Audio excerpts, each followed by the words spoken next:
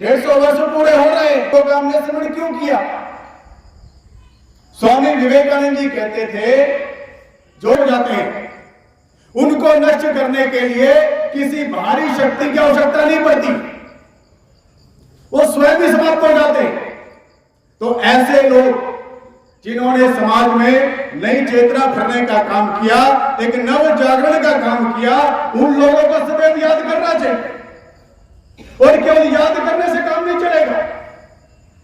उन्होंने जैसा जीवन जिया और जिस विचार के आधार पर जीवन जिया और जिस जीवन को जीने की प्रेरणा देकर के गए, जिस व्यवहार को करने की प्रेरणा देकर के गए, उस व्यवहार को अपने आचरण में भी लाना पड़ेगा, उसके बगैर काम नहीं चलेगा। तो इसलिए अपने पूर्वजों का सदैव स्मरण करते रहना चाहिए और उनके जीवन के अनुसार अपने जीवन को बनाने का भी प्रयास करना चाहिए। और संघ भी जो है अपनी इस राष्ट्र साधना के 100 वर्ष पूरे करने जा रहा है, यानी कि 99 वर्ष पूरे कर लिए हैं और 100वें वर्ष में प्रवेश कर गया। तो आज हम 3 विषयों पर विचार करेंगे। संघ स्थापना के क्या कारण हैं? डॉक्टर हेडगेवार ने संघ की स्थापना क्यों की? इसके पीछे कारण क्या है? और इस 99 वर्षों की जो राष्ट्र साधना संघ निरंतर चला रहा है और बिना झुके चला रहा है, और जैसा 1925 में संघ विचार लेकर के चला था, उसी विचार को लेकर के चल रहा है। उसकी उपलब्धि क्या है?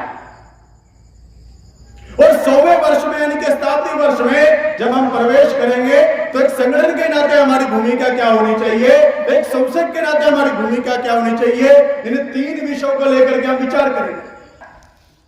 डॉक्टर हेडगेवार ने, और जब वो सामाजिक आंदोलनों में सक्रिय थे तो एक विचार उनके मन में कौंधता रहता था कि भारत जो है दुनिया का सिरमौर देश था, लेकिन उसके बाद भी गुलाम हो।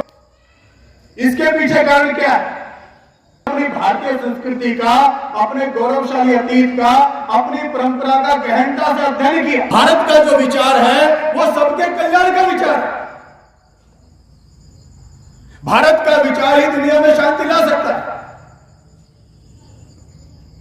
लेकिन उसके बाद भी भारत गुलाम हो गया।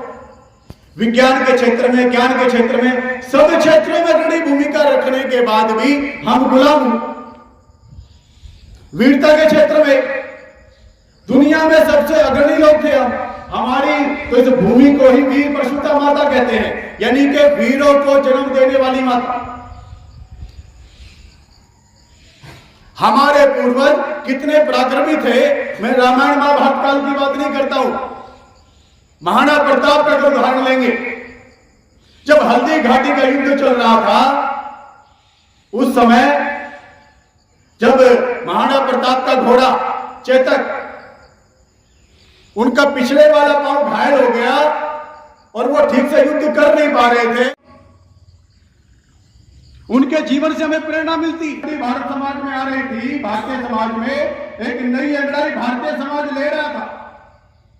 उस तरह की और वेदों की पुनर्व्याख्या की उन स्वामी दयानंद सरस्वती जी के भी,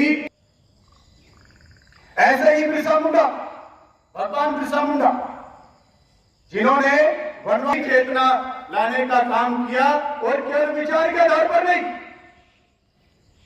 अपने व्यवहार के आधार पर भी और अंग्रेजों का सामना किया। और वंश, ये विजय का पर्व है। दशहरा यानी सत्ता पर विजय, धर्म किया धर्म पर विजय।